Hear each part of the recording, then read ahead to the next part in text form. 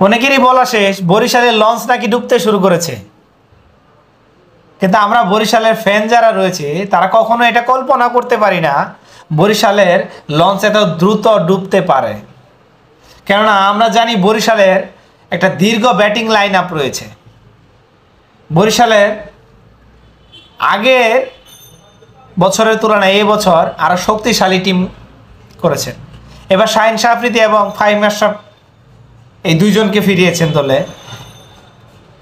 ফাহিম আশরাফের কথা যদি বলি, ফাহিম আশরাফ বোলিংয়ের পাশাপাশি দুর্দান্ত মারকাটারি ব্যাটিং করে থাকেন। আজকের ম্যাচে আমরা সেটাই দেখতে পেয়েছি। ফাহিম আশরাফ আজকে 21 বলে 54 রানের একটা দুর্দান্ত ইনিংস খেলেছেন।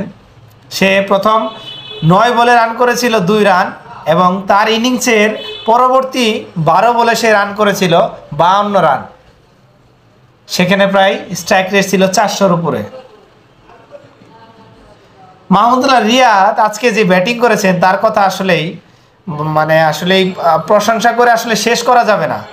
কেননা এই বুড়ো বয়সে এসেও যে ব্যক্তিরা এরকম ইনিংস খেলতে পারেন তাকে আসলেই কোনো বিশেষণ দিয়ে ছোট করা ঠিক হবে না।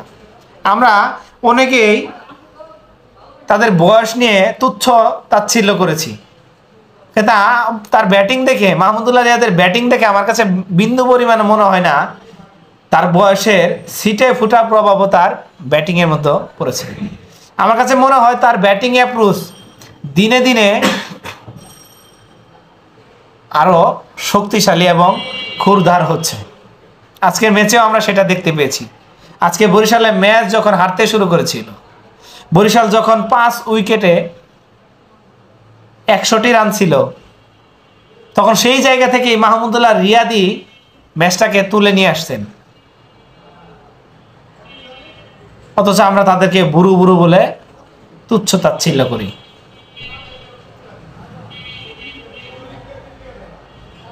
বরিশালে আজকে যে প্রথম সারির ব্যাটসম্যানরা ব্যর্থ হয়েছিলেন, কিন্তু তাদের দ্বিতীয় সারির এবং ফিনিশিং রুলে যারা ছিলেন তারা ব্যর্থ হননি।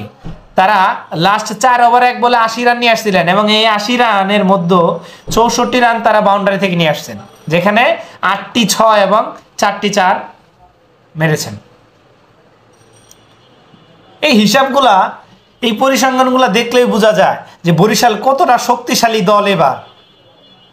তাই আমরা বরিশালকে কখনোই ছোট দল ভাবতে পারি না এবারের আসরে। বরিশাল এবারও চ্যাম্পিয়নের রেসে এগিয়ে থাকবে, এবং চ্যাম্পিয়ন না হতে বললেও অ্যাটলিস্ট একটা ভালো প্লেসে যায় বরিশাল এবারে আসরটা শেষ করবে, এটাই আমাদের প্রত্যাশা। এবং বরিশাল সামনের ম্যাচগুলো ভালো খেলুক এই দোয়া রাখি। বরিশাল এবারও গতবারে নেই একটা ভালো টুর্নামেন্ট শেষ করবে, এটাই আশা রাখছি।